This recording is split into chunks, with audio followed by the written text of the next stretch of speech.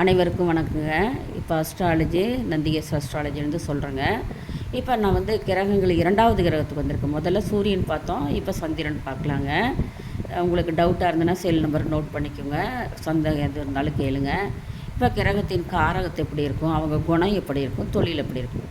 சந்திரனுடைய ஆட்சி வீடு கடகராசி, உச்ச வீடு ரிஷபராசி. சரி, இந்த சந்திரன் ரிஷபத்தில் இருந்தால் உச்சமாக இருப்பார், கடகத்தில் இருந்தால் ஆட்சியாக இருப்பார். சரி, இந்த 2 வீட்டையுமே கடகத்திலேயே லக்கணமும் அமைஞ்சு சந்திரன் அதே வீட்டில் இருந்தாருன்னா கடகராசி கடகலக்கணமாக வரும். சரி, இவங்களாங்க இதை 100க்கு 120% உண்மையாகும். சரி, ரிஷப வீட்டில் இருந்தாலும் உச்சமல்லவா சந்திரன், அதுவும் ஒர்க் அவுட் ஆகும். மற்ற வீடுகளும் பயன் தரும், அந்தந்த இடத்திற்கு தகுந்தாற் போல் அதுக்கு பொருள்படுத்த நம்ம சொல்லிக்கலாங்க. சரி, இப்போ கிரகத்தின் ஃபஸ்ட்டு கிரகத்தின் காரகம் குணம் தொழில் போட்டுரும். சரி, இந்த சந்திரனாவே தாய்க்கு இணையான மாமியார் பெண் இடது கண்ணுக்கு வருங்க. வயிறு, மனம், பயணம், இடமாறுதல், மார்பு, கலை, உப்பு, கற்பனை, திரவ தொழில், திரவப்பொருளில் தொழில் செய்யலாங்க. என்னென்ன திரவப்பொருள்? பால் தண்ணிமாக இருக்கிறது எதாவது வைக்கலாம். மோர் கடை, ஜூஸ் கடை, டீ கடை, இந்த மாதிரிலாம் வைக்கலாங்க. கரும்பு ஜூஸ் கடை கூட வைக்கலாம். இதெல்லாம் திரவமாக இருக்கிற மாதிரி பார்த்துக்கோங்க.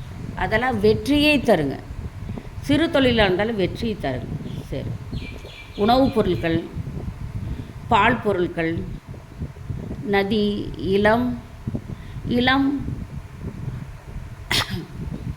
இளம் வயதுலையாங்க ஒருத்தர் பெரிய தொழிலில் வளர்ச்சி வந்துடுவாங்க.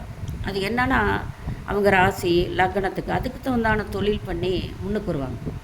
இப்போ இந்த கடகராசி கடகலக்கணத்தில் இருக்கிறவங்க நீர் சம்மந்தமாக, நீர் மாதிரிங்க லிக்விட் ஐட்டமாக ஒரு பொருள் வியாபாரம் பண்ணால் வளர்ச்சி நீண்டு சீக்கிரம் வந்துடுங்க. இளம் வயதில் முன்னுக்கு வந்துடும், சம்பாதிக்க ஆரம்பிப்பான். எப்படி கடகராசி கடகலக்கணத்தில் உட்காந்துருக்குது.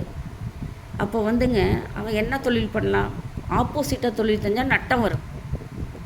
இது நீர் சம்மந்தமான தொழிலுங்க. சந்திரனாவே நீருக்கு காரணமான அந்த தொழில் செஞ்சால் அதிமீறின வெற்றி கிடைக்குங்க. அதான் இளமையிலேயே நிறைய சம்பாதிக்க ஆரம்பிச்சிடுவார்.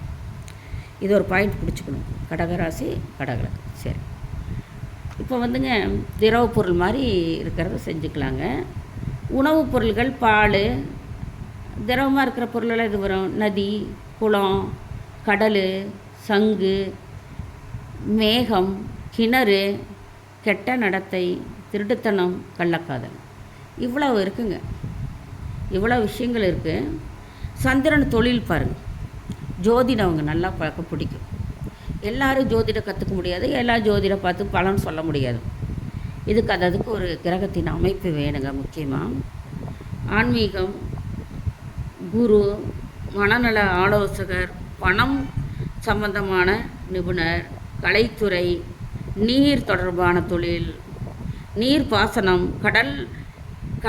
கடல்லிருந்து கடந்து வெளிநாடு செல்கின்ற தொழில், பால், தயிர் வியாபாரம் செய்தல், திரவ பொருட்கள் எல்லாத்தையும் வியாபாரம் செய்கிறது, ஹோட்டல், மருந்து பொருட்கள் விளம்பரம், இவ்வளோ நன்மைகள் இருக்குதுங்க. அடுத்ததுங்க சந்திரன் குணம் பார்க்கலாம். சந்திரன் குணம் இது புகழ், கற்பனை, சலன புத்தி, அமைதி, கொள்கை பிடிப்பு, பிடிவாதம், கலை உணர்வு, சாந்தம், சகிப்புத்தன்மைங்க, பொறுமையாக இருப்பாங்க அவங்க. இவ்வளோ விஷயங்கள் இருக்குதுங்க. யாருக்குங்க? சந்திரன் தொழில் காரகத்துவம், சந்திரன் குணநலன்கள், இதெல்லாம் இவ்வளோ இருக்குங்க. நோட் பண்ணி வச்சுக்கோங்க.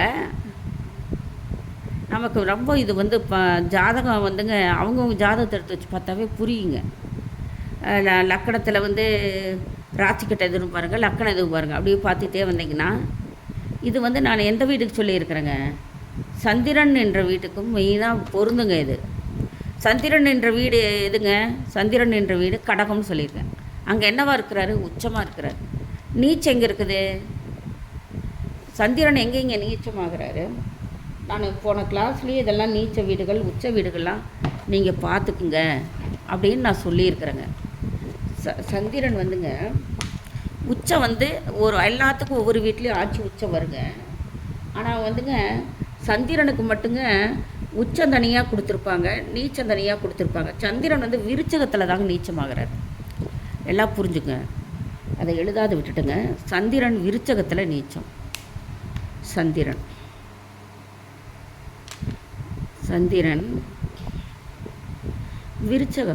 விருச்சக ராசியில் நீச்சமாக வருங்க.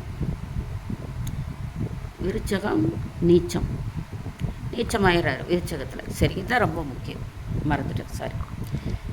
உச்சம் வந்து ரிஷபத்தில், ஆட்சி கடகத்தில். சரி, இதெல்லாம் வந்துங்க அந்தந்த கட்டத்தில் அந்தந்த ஆட்சி வீட்டில் என்னென்ன தொழில் இதெல்லாம் பார்த்து இதெல்லாம் சொல்கிறதாங்க இவ்வளோ தெளிவாக எழுதியிருக்கேன். எல்லோரும் நோட் பண்ணிக்கோங்க, செராக்ஸ் எடுத்துக்கோங்க. இது படிக்கலைன்னா ஒன்றும் இல்லைங்க, எதுவும் சொல்ல முடியாது. சந்திரன்னா என்ன சொல்லுவீங்க? ஒன்றுமே சொல்ல முடியாது. அதனால் இது எல்லாத்தையும் செராக்ஸ் போட்டுக்கோங்க, நோட் பண்ணி வச்சுக்கோங்க. பார்த்து எல்லோரும் செராக்ஸ் எடுக்கிறதுக்கு நான் பொறுமையாக கேமரா பார்க்க. இது உகர்ந்ததாக இருக்குங்க, உங்களுக்கு பயனுள்ள தகவலாக இருக்குதுங்க. இது இருந்தால் தாங்க அந்த அந்த முதல்ல எழுதினோம்லங்க ஒவ்வொரு வீட்டுக்கும் இதையும் அந்த அந்த கிரகங்களுடைய வீடுகளும் கிரகங்களின் வீடுகள் அமர்ந்த வீடுகளும் இந்த காரகம் தொழில் குணத்தையும் இணைச்சோம்னா தாங்க ஜாதகம் சொல்ல முடியும். இதுதான் முக்கியமான பாயிண்ட்டு. சரி, இதை நல்லா நோட் பண்ணிக்கோங்க, எல்லாத்துக்கும் அனுப்புங்க. இது வந்து ஒரு சிலருக்கு வந்து தெரியாது, தெரிஞ்சவங்க விட்டுருங்க, தெரியாதவங்க நோட் பண்ணிக்கோங்க. ஏன்னா நான் வந்து தெரிஞ்சவங்கள படிங்க, இதெல்லாம் கிளாஸ் பாருங்கன்னெலாம் சொல்ல மாட்டேங்க. அது அவங்கவுங்களுடைய மனநிலையை பொறுத்தது. ஒவ்வொருத்தரும் ஆர்வமாக ஜோதிடம் கற்றுக்கலான்னு இருப்பாங்க. ஒரு சிலர் வந்து ஜோதிடக்கலை பிடிக்காதுங்க. நான் அவங்களுக்காக சொல்லலைங்க. யார் யாருக்கு படிக்கணும் அப்படின்னு இஷ்டம் இருக்கிறவங்க இந்த மாதிரி நோட் போட்டு எழுதி வச்சிட்டிங்கன்னா நான் அப்லோடு பண்ணுறதெல்லாம் திருப்பி பார்த்தா உங்களுக்கு புரிஞ்சுக்குவீங்க. அதுக்காக தான் நான் இப்படி போட்டுட்ருக்கேன். சரி, பாருங்கள், எல்லோரும் அனுப்புங்க ஃபஸ்ட்டு. சரி, நன்றிங்க. சுபம்.